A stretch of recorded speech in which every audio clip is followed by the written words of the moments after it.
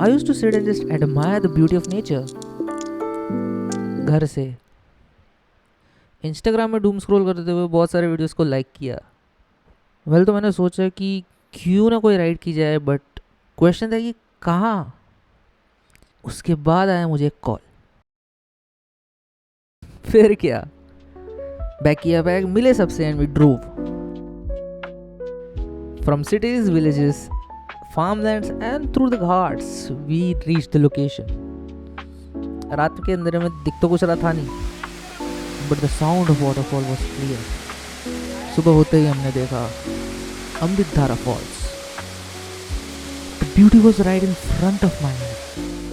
पर खूबसूरती के साथ आता है चैलेंज कि उसे रीच कैसे करें. फिर क्या किया हमने स्ट्रगल.